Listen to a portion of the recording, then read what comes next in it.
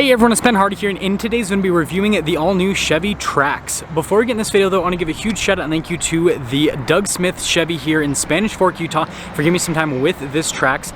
I'm going to include a link to their inventory in the description down below so you can check out what they have currently. And then on a side note, if you want to save time, money, the next time you purchase a car, link to my car buying guide in the description down below. Let's get into it.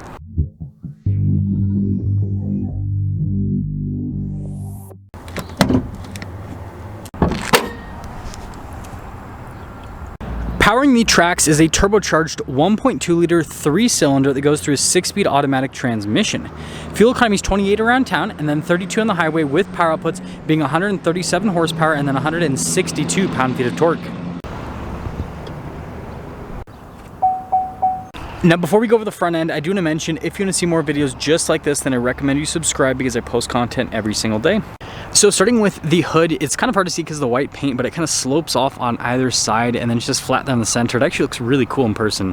And then popping down below, you guys can see with the LED daytime running light, and look at this.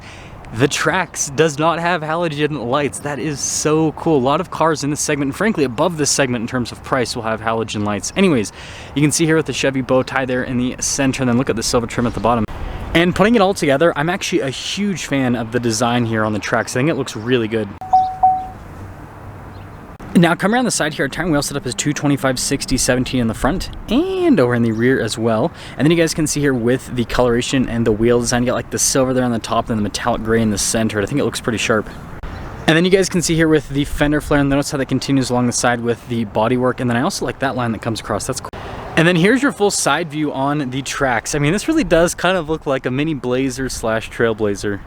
Now here's a key fob for the Trax. We've got our unlock function, or lock function, or remote start, and then we got the Chevy bow tie there on the back.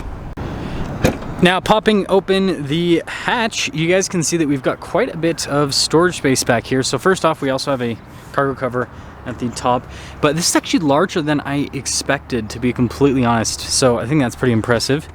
And then we got the spare tire underneath. Yeah, that's, you could use that as storage space too. This thing's pretty dang practical. And then when you're all done, just plop.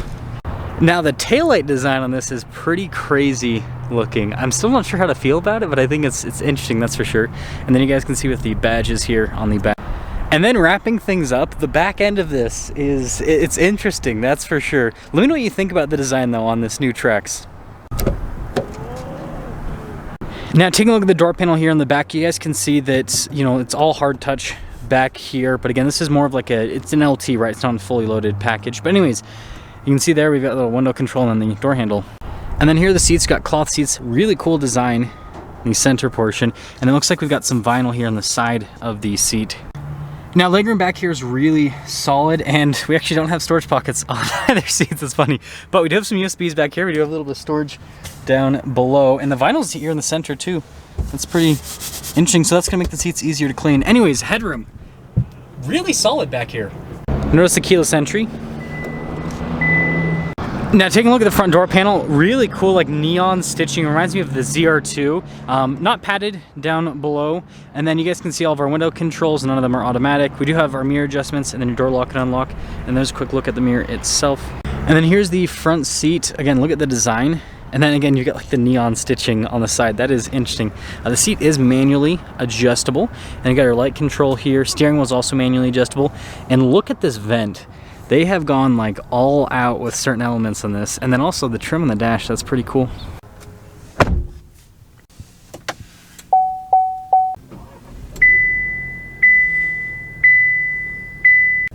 Now taking a look at the steering wheel, you guys can see really nice padding all around. It would have been cool if they did the neon stitching on the steering wheel, but just blacked out stitching. A lot of you guys might like the neutrality there. Radio controls are on the back of the steering wheel like other Chevy models. We got some controls here for the center stack, phone controls, voice command controls, cruise control as well. Looks like it actually has adaptive cruise control. It's pretty cool. And then your turn signal stock, and then your windshield wiper stock. So in the center here, you guys can see we've got a full digital gauge cluster, and it has all the information you need. You can see like how much fuel we have. You got the RPMs in the center there, speed in the center as well. And I just like the overall design. I think they did a really good job with making it just look cool. Now in reverse, we do have a backup camera, and since it's a Chevy camera, really good resolution. And then As for the infotainment system, you guys can see we've got like a shortcut bar here on the side, and then notice we've got Apple CarPlay and Android Auto integrated into this infotainment system. So overall, really user-friendly. As you can see, response time's great, and I think it's just nicely integrated with the gauge cluster here. It kind of like all goes together. It's cool. Now down below we do have single zone climate, heated seats with this particular one, and then you guys can see here some charging action. We actually have a wireless phone charging pad as well. We've got our auto stop start function here. That's for your lane departure. And then we have our shifter for that 6-speed automatic transmission. Got your parking brake right here. And then you can see a couple of cup holders. And then you got more storage space here with the center console. That's really deep, actually. And then look at this. This is so cool on the dash. It just kind of, again, like this whole section here makes the car feel a lot more expensive than it is. And then you can see down below with the glove box. And then we do have a manual mirror dimmer as well. And then you've got the controls here for the sunroof. Sorry, it's kind of hard to see because the lighting's bad, but yeah, we do have just like a regular sunroof up top. Now here's our window sticker for this Trax. Again, this is a 2024. This is a 1LT. So yeah, this is like base, pretty much. 22,300 is the base MSRP. And you can see there's a few options added to this particular one. Total MSRP on this one, $25,575. Let's sum things up.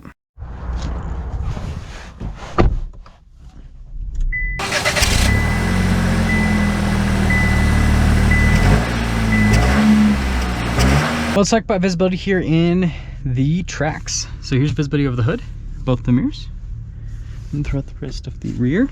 And, well, this isn't going to be a full drive for our first video, but I just want to kind of sum things up. And then once availability is better with these Trax, and I assume that that's probably not going to be for a while, to be honest, because you know, affordable cars right now are just super hot. But once availability is better with the Trax, then I'll have a full review. But we at least have the Doug Smith racetrack is what I like to call it, so we'll be able to see how this 1.2 liter 3-cylinder performs down the straightaway.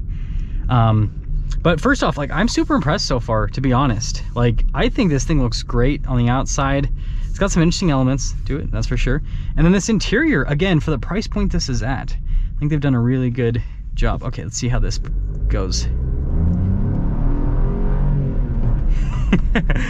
You can tell it's front wheel drive, that's for sure. Pulls a little bit, just a little bit though. It's not bad at all. Yeah, that's like, honestly, it does have a bit of turbo lag, but this thing's quick. This thing's like pretty dang quick for what it is. I think that, you know, if someone got this and just wanted like a fuel efficient car, I think they'd be surprised that they also got a car that's like pretty dang fast overall.